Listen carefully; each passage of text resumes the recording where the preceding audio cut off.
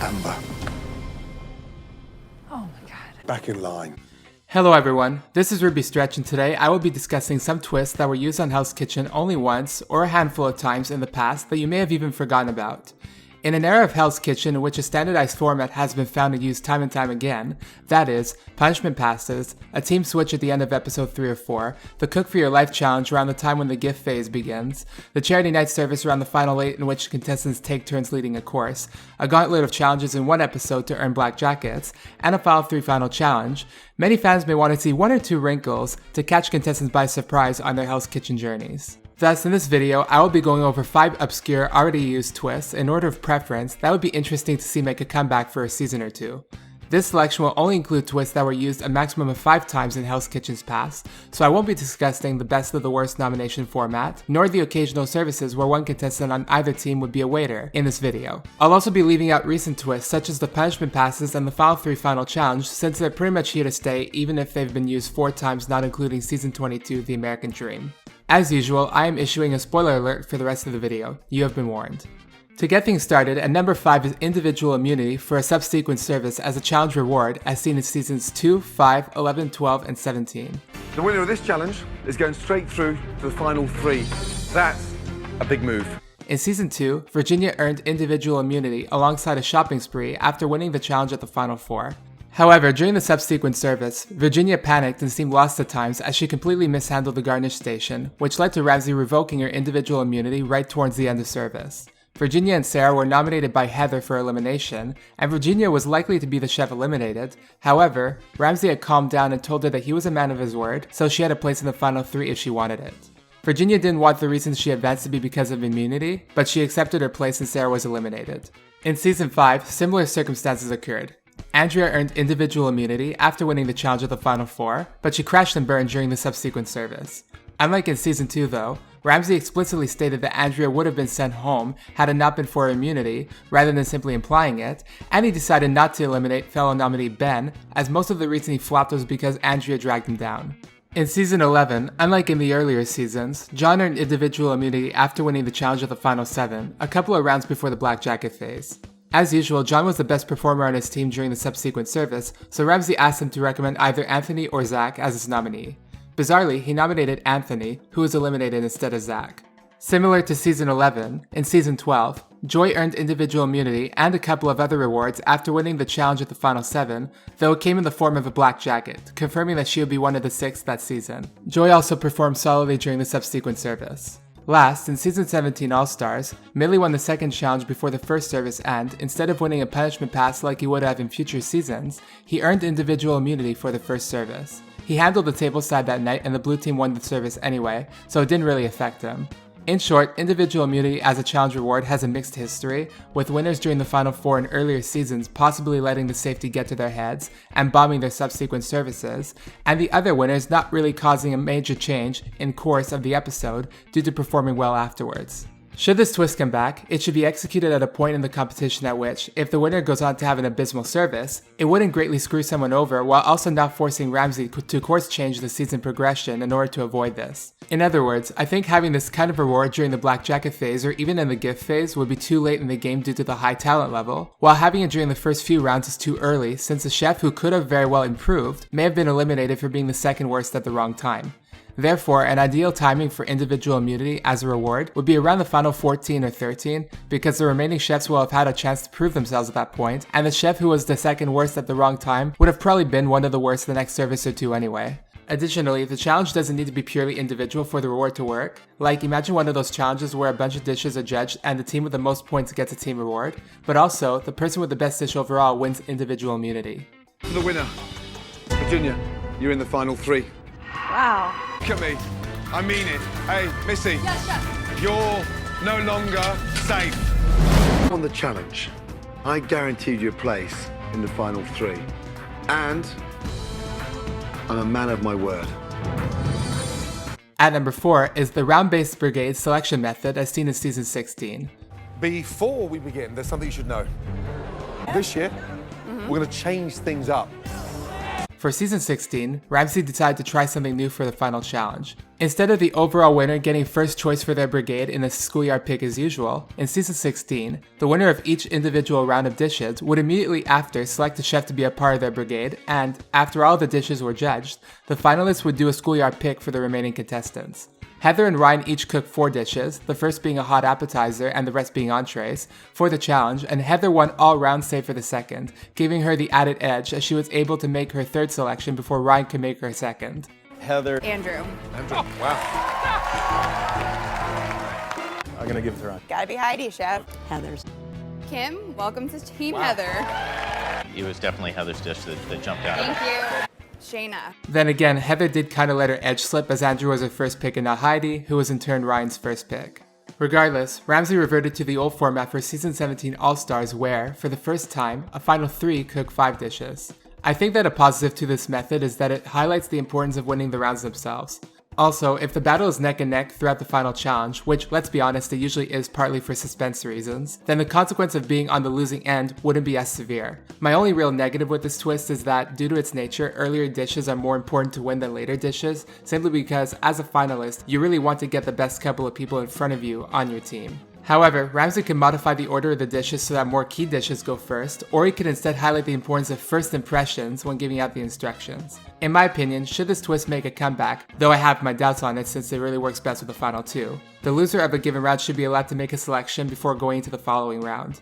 Doing this would make it purely round-based and avoid the awkward transition into the traditional schoolyard pick after the judging is done. It would also mitigate the bias of the earlier dishes while also ensuring that a given finalist who wins every round is not completely overpowered going to the final service by having all their picks before the other even has their first. In short, I think this modification would be balanced as the finalist who wins the most rounds would have a weighted advantage while not being completely unfair to the other finalists.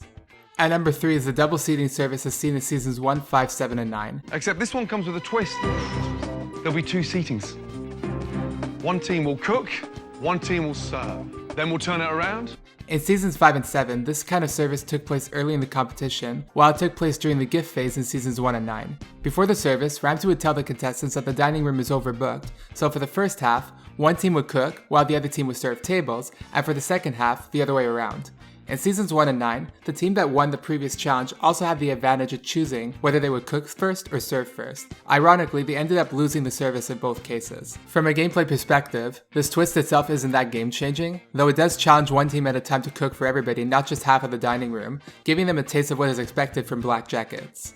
In terms of entertainment though, it is always fun to see contestants waiting tables, which is not necessarily their natural element. How are you all doing this evening? I'm fantastic. We have to start off a traditional Caesar salad. We're also offering that with shrimp. And for the main course, with the 11th being the last, there were a number of seasons which had a service where one contestant on either side would work as a waiter or as an assistant maitre d'. However, apart from the double seating service, only a handful of contestants have experienced this peculiar waiter station, so it's nice to watch all active contestants get a turn with this twist. Any stipulations? Maybe keep it early enough in the competition so that our viewers can still see a high number of contestants have a turn in the dining room. Though I admit it can't be too early in the competition as it would make less sense for this quote-unquote problem with overbooking to occur with 18 chefs rather than 9. I didn't know that this came with anchovies. They're like overtaking the plate. Oh yeah, sure. And number 2, and this may sound like a what the F decision on my part, is probation instead of a team switch or an elimination as seen exclusively in season 11. All 4 of you are now on probation. Go back in line. Each and every one of you will have to earn your jacket back by the end of the next dinner service. And if you don't, At the final 15, Dan, Mary, Nedra, and Ray were all nominated for elimination, and Ramsey asked all of them to hand him their jackets. After impatiently waiting for a week, viewers learned that Ramsey informed them that they were now on probation, meaning that they all had to earn their jackets back over the next round and, if they failed, they would be eliminated. The next challenge was won by the blue team for the first time that season, so Dan and Ray got their jackets back even though neither of them won points for their team. During the following service, Nedra got her jacket back after serving up a good risotto, and then Mary got hers back after doing the same. Meanwhile, Dan and Ray found themselves on the chopping block again as Dan continued pissing off his teammates and Ray had issues at the tableside station, but that night Jessica was eliminated instead. As much as the probation twist gets criticized by fans for being pointless, I find that it was actually a good idea, just pointless in execution, which is what made it wasted. The bar was set so low for the 4 chefs to retrieve their jackets, as Dan and Ray got theirs back for a team effort, and Mary and Nedra got theirs back after owning their first good service dish, at least on camera. The twist would be executed much better if Ramsay kept all of the jackets of the chefs on probation until right after the next service, with him deciding only then if they deserved to get back their jackets on the back of their performances that round. This method would force all of these contestants to remain on their toes throughout the episode. It might be complicated in terms of season scheduling if 2 to 4 of them did not earn back their jackets by that time, but I guess Ramsay could resolve that by asking each one, why should you start in Hell's Kitchen, as a last chance for them to earn their jackets back. The ideal timing for this twist would be when 4 nominees who really deserve another chance are in front of Ramsay, particularly during the later stretch of the pre-gift phase. Probation also would have been ideal in seasons 18 and 21 for those episodes where Ramsay divided the teams by gender as usual, though generally I think that this twist should not prevent an eventual team switch from happening. Dan and Ray, and give both of your jackets back. Yes.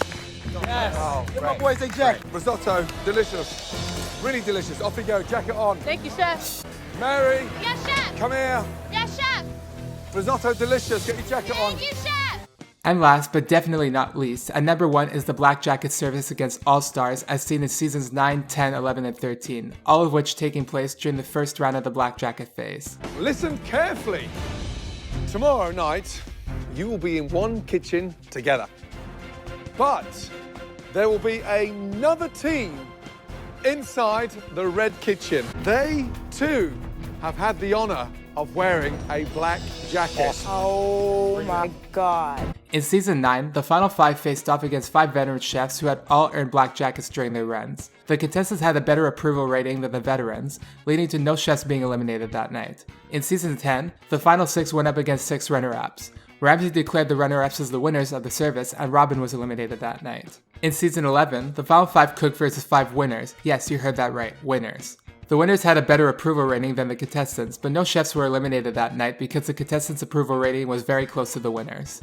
In season 13, the final 6 did not go up against previous contestants, but instead against Ramsay himself and sous chefs Andy and James. Even though they were just 3, the staff members finished 5 tables ahead of the contestants, and Santos was eliminated that night.